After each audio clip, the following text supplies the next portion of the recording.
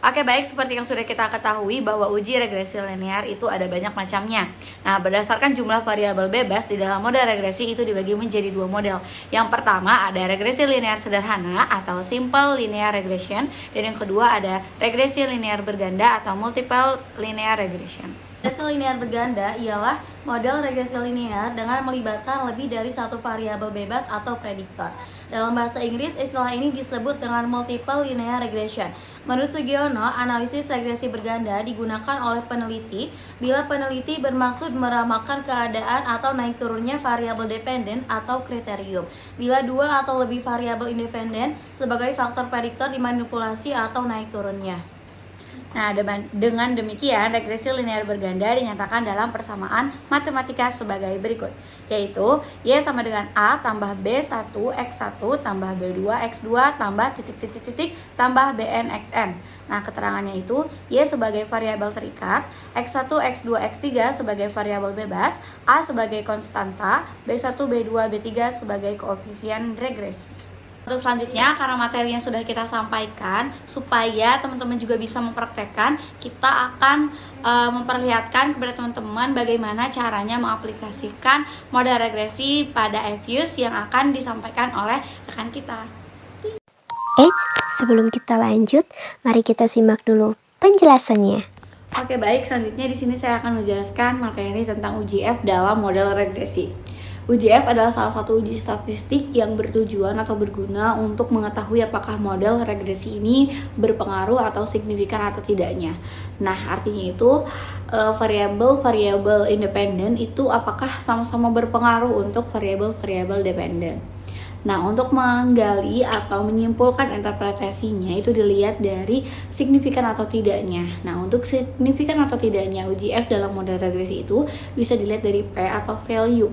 Kalau P itunya kurang dari 0,05, maka dia signifikan. Kalau P-nya lebih dari 0,05, maka dia tidak signifikan. Oke, baik, di sini saya akan menjelaskan terkait uji parsial atau uji T.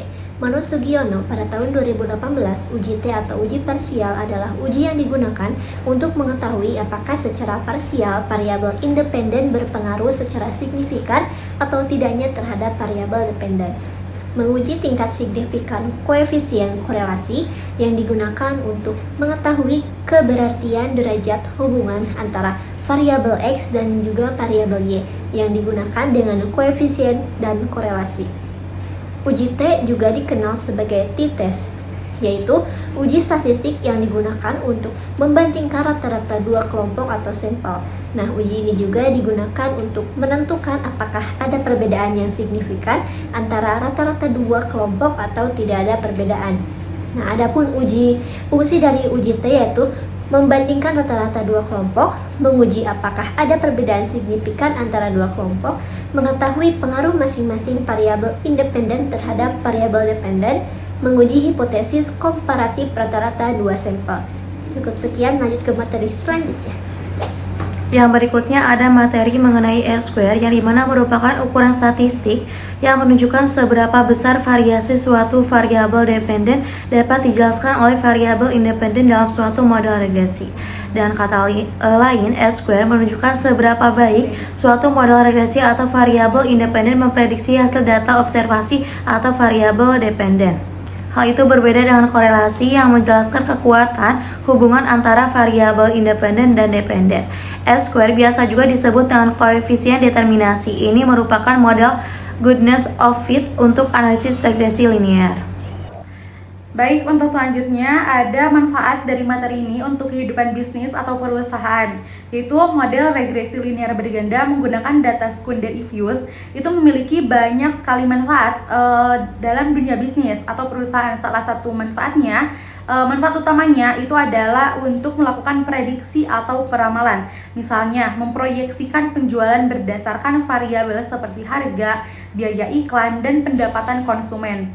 Hal ini juga itu sangat membantu perusahaan dalam merencanakan produksi, menyusun anggaran, serta mengatur distribusi produk. Selain itu, model ini juga memungkinkan perusahaan untuk menganalisis faktor-faktor yang mempengaruhi kinerja bisnis seperti laba, biaya produksi, jumlah tenaga kerja, dan suku bunga. Dengan mengetahui variabel mana yang paling berpengaruh, perusahaan dapat menentukan fokus strategi yang tepat.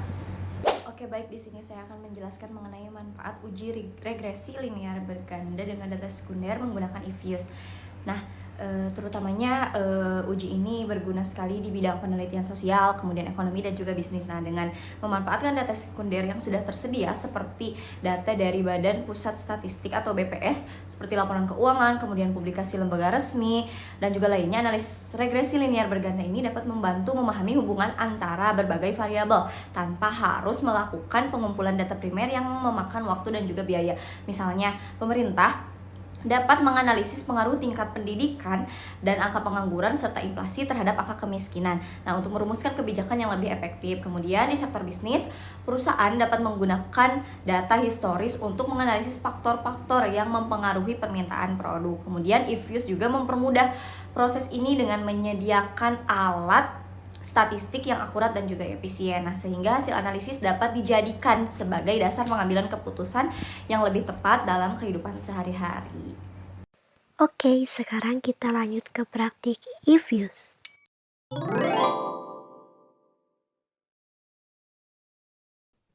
Oke, baik, di sini kita mempunyai data sekunder dari tahun 1985 sampai dengan tahun 2000.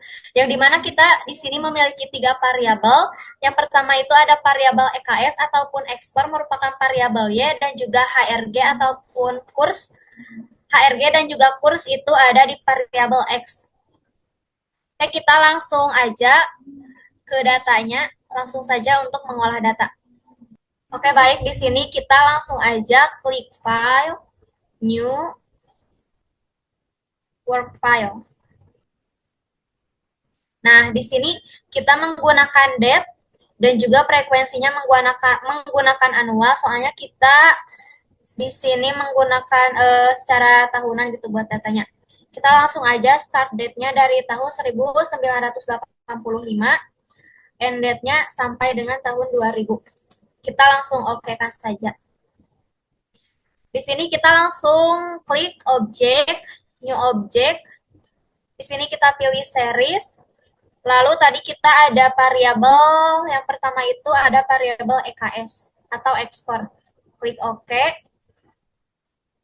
Lanjut, objek, new object, series, masih sama. Klik HRG ataupun harga, oke. Yang ketiga, variabel terakhir, sama ya menggunakan series, dan juga di sini kurs sebagai variabel X2. Nah, di sini kita udah mempunyai variabelnya, kita klik ataupun blok dengan cara kontrol klik. Lanjut kita X-group. Nah, setelah seperti ini, kita langsung memasukkan aja data-datanya. Data-data di sini kita langsung aja blok dari variabel EKS sampai dengan variabel kurs. Kita blok semuanya, lalu Ctrl C. Oke.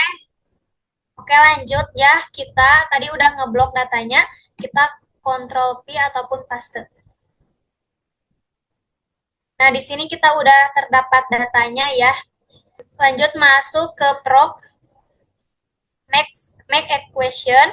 Lalu di sini kita EKS itu sebagai variabel Y, jadi konstantanya itu di tengah-tengah ini. Nah, yang di belakangnya kita hapus. Lanjut aja buat metodenya masih sama dan juga sampelnya masih sama, kita klik OK. Nah, ini merupakan hasil ataupun output dari uji metode regresi. Nah, di sini udah terdapat ya. Kalau buat variabel HRG ini, buat probability-nya itu kurang dari 0,05, yang dimana hal tersebut merupakan signifikan. Dan juga sama buat variabel kurs juga, di sini nilai probability-nya itu 0,0000 yang dinamakan ataupun bisa disebut signifikan. Oke, kita langsung lanjut aja ke uji normalitasnya. Buat uji normalitas, kita klik view, lanjut residual diagnostik, kita klik histogram normality test. Nah, di sini udah terdapat histogram yang tadi udah diuji. Nah, di sini ada probability-nya, yang dimana probability-nya itu 0,57133. Nah, yang selanjutnya saya akan menginterpretasikan hasil dari output. Yang pertama itu ada uji F ataupun uji simultan. Nah, bisa dilihat dari probability F statistik yaitu 0,000000 yang berarti kurang dari 0,05. Yang artinya secara simultan variabel harga ataupun HRG dan kurs berpengaruh signifikan terhadap ekspor. Yang selanjutnya yaitu ada uji T. Bisa dilihat dari nilai probabilitasnya, nilai harga yaitu 0,0009 dan nilai kurs itu 0,0000, yang dimana jika nilai uji T signifikan harus kurang dari 0,05. Jadi nilai uji T dari harga dan kurs dinyatakan signifikan. Yang terakhir yaitu ada R-square.